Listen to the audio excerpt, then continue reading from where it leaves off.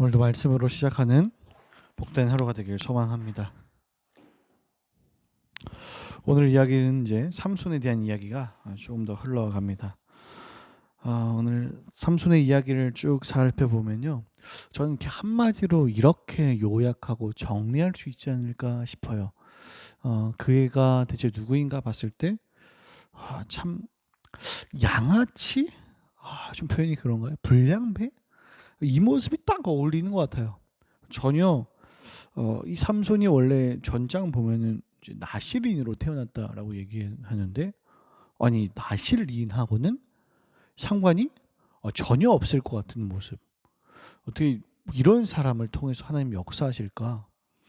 이게 하나님 정말 맞을까? 하나님이 정말 섭리와 하나님 뜻이 맞을까라고 생각이 들 정도로 정말 의아하고 정말 알 수 없는 그런 일들이 일어난 거죠.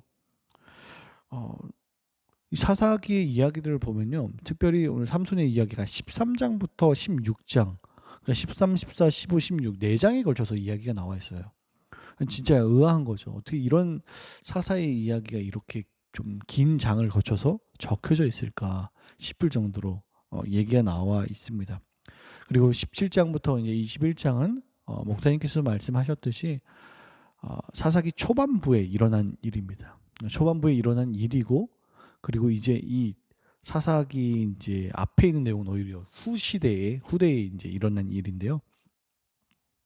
정말 이 삼손의 이야기를 보면서 하나님도 정말 알 수 없다. 어떻게 이런 놈을 통해서 하나님 역사하기를 원하실까? 이런 부분들을 우리가 조금 볼 수 있습니다. 말도 안 되는 이야기인 거죠. 그래서 참 정욕과 자기의 멋대로 살아가려는 좀 최악의 사사가 바로 삼손이라는 겁니다. 하지만 하나님도 이런 사람을 통해서 일하시기를 원하시는데, 특별히 우리가 좀 사사기에 있는 전반적인 내용과 이것을 항상 고민해 보면서, 특별히 사람에게 집중하는 게 아니라요, 이 사람을 통해서 말하고 싶은 하나님 누구신가를 보는 게 되게 중요합니다. 그러니까 자꾸 어떤 인물 자꾸 하나 갖다 놓은 다음에 이 인물이 이랬으니까 우리도 이렇게 해야 합니다. 라는 것보다 그 인물이 대단한 게 아니라 그 사람을 그렇게 이끄시는 하나님이 누구신가가 되게 중요한 거예요. 그러니까 삼손이 이런 일을 행했다. 그런데 이런 일을 행한 그 한 놈을 하나님은 대체 어떻게 사랑하시고 어떻게 또 이끌어 가시는가, 이게 중요하다는 겁니다. 그래서 본문을 볼 때 그런 포인트로 보면은 도움이 많이 될 것 같아요. 특별히 사사기의 전반적인 이야기들, 그리고 가장 중요한 주제는 그들에게 뭐가 없으므로, 왕이 없으므로 각기 자기 소견에 옳은 대로 행했다입니다. 그런데 왕이 없었나요? 왕이 있었잖아요. 하나님이라는 왕이 있었어요. 그런데도 불구하고 그들은 하나님을 왕으로 인정하지 않았습니다. 전혀 인정하지 않고 자기들의 뜻대로, 자기들의 멋대로 살아가려는 그런 모습을 우리가 발견하게 되는 거죠. 정말 의아하고 정말 알 수 없는 자신들의 뜻으로 살아가는 백성이었습니다. 그런데 사실 생각해 보면은 하나님은 그 백성들을 통해서 놀라운 일을 이뤄가기를 원하셨던 거죠. 그들을 제사장 나라로 삼고, 또한 하나님 나라를 확장시키려는 개념으로 그들을 부르셨고, 하나님이 그 사람들을 통해서 하나님의 일을 멋들어지게 하나님의 일을 하려고 하셨습니다. 그런데 전혀 그렇지 않았죠. 가나안 땅에 들어가서 그들을 여호와화하는 게 아니라 가나안화가 되어버렸고, 오히려 그들보다 더 악한 백성이 되어버렸습니다. 특별히 우리가 가나안 정복 전쟁을 보면서 이런 오해를 하기가 쉬워요. 제가 옛날에 이제 봤었던 것도 그렇고 많은 분들이 좀 이야기하는 것 중에 하나가 뭐였냐면은, 신약의 하나님은 믿을 만한 것 같은데 구약의 하나님은 뭐 다 죽이고 좀 그렇다, 우리 이런 하나님은 좀 믿을 필요가 없지 않을까, 사랑도 없고 아무것도 없다, 이렇게 얘기하는데 사실 전혀 그렇지 않고 성경을 맥락적으로 띄어서 하나만 봤기 때문에 오해한 겁니다. 분명히 이 가나안에 대한 이야기는 창세기 12장을 거쳐서 아브라함 시대부터 이미 예견된 이야기입니다. 그들의 죄악이 가득 찼을 때에 심판하겠다라는 이야기가 있었는데요, 그 이야기에 맞춰서 심판한 겁니다. 그러니까 이스라엘이라는 몽둥이를 들어서 가나안을 그저 심판한 겁니다.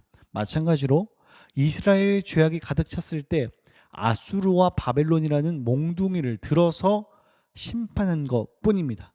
그러니까 그들이 그냥 몽둥이와 그냥 도구일 뿐이었던 거지, 하나님이 이렇게 말도 안 되는 심판을 행하는, 다 죽이는 그런 사랑도 없는 하나님이 아니라 그들의 죄악으로 인해서 그들이 그렇게 벌을 받게 되었다라는 이야기가 적혀져 있는 거죠. 그러니 사실은 잘못을 한 걸 보고 잘못된 것을 지적하고 그 일을 바르게 잡아줬으니 공의로운 심판자의 모습을 굉장히 보여주고 있는 거죠. 자, 본문으로 다시 한번 더 돌아와서요. 굉장히 우리들이 의아한 점을 발견할 수 있는데, 저는 특별히 본문 말씀 4절에 그 이야기가 적혀져 있는 것 같아요. 그때에 블레셋 사람이 이스라엘을 다스린 까닭에 블레셋 사람이 이스라엘을 다스렸습니다. 삼손이 틈을 타서 블레셋 사람을 치려함이었으나 그의 부모는 이 일이 여호와께로부터 나온 것인 줄 알지 못하였더라. 그러니까 이 일을 계획하고 인도하신 분은 하나님이라는 거죠. 여러분, 그의 모습을 다시 한 번 더 생각을 해보실래요? 얼마나 불량배스럽고 말도 안 됩니까? 본문을 쭉 보면서 놀라웠어요. 그러니까 나실인인데 죽은 그런 몸에 손을 대고요. 또한 그것으로 끝난 정도가 아니라 그 꼬리라고 얘기하는 그걸 따가지고 부모님을 줍니다.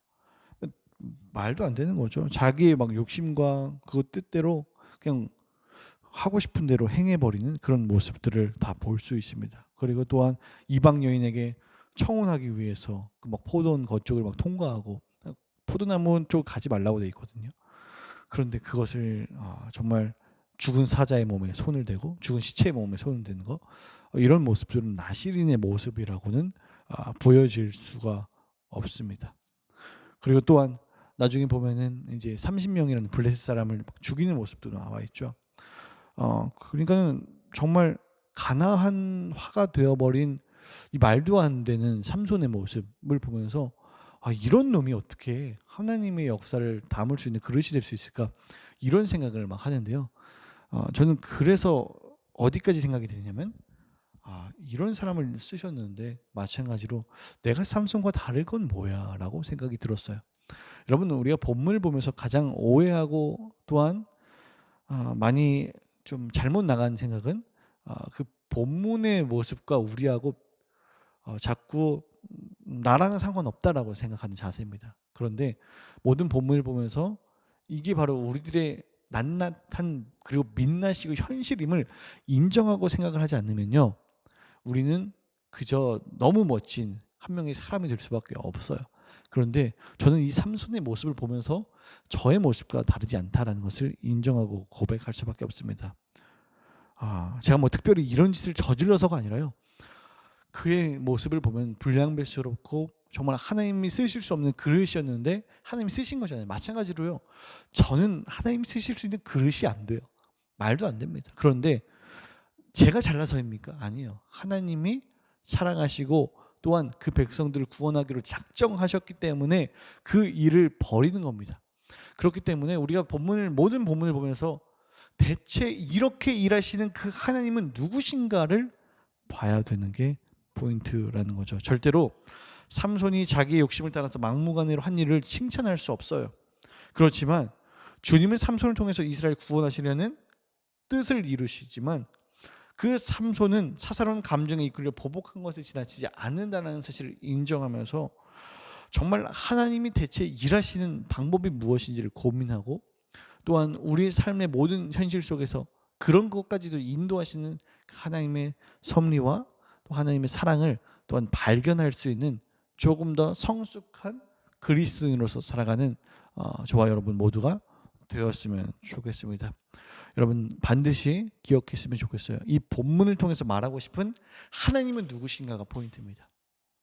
오늘도 그 하나님, 이렇게 말도 안 되는 삼손을 통해서 일하시는 그 하나님, 마찬가지로 저처럼 어그러지고 절대로 이런 목회자의 길이나 하나님의 말씀을 전할 수 없음에도 불구하고 이 사람까지도 이끌어 가시는 그 하나님은 대체 누구신가를 발견하는, 그리고 여러분의 삶을 오늘도 이끄시는 그 하나님은 누구인가를 발견할 수 있는 조금 더 성숙한 그리스도인 되기를 소망하고 축복합니다. 기도하겠습니다.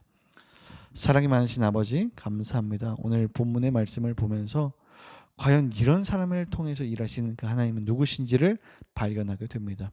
하나님의 말씀과 하나님의 은혜를 기억하면서 우리가 그 길을 갈 수 있는 믿음의 자녀들이 다 될 수 있게 인도하여 주옵소서. 특별히 그 삶을 통해서 그 불량배스러운 삼손을 통해서 말씀하시는 하나님이 누군지를 발견할 수 있는 믿음의 사람들 다 되게 인도하여 주시옵소서. 새벽부터 많은 기도의 제목과 고민을 가지고 나온 주님의 백성들을 위로하시고 또한 말씀하여 주시되 하나님의 응답이 어디로 가든지 정말로 고민하고 또한 살피며 하나님의 뜻으로서 하루를 살아갈 수 있는 믿음의 자녀들이 다 될 수 있게 인도하여 주시옵소서. 오늘도 주님의 뜻과 은혜를 기대합니다. 감사합니다. 예수님의 이름으로 기도합니다. 아멘.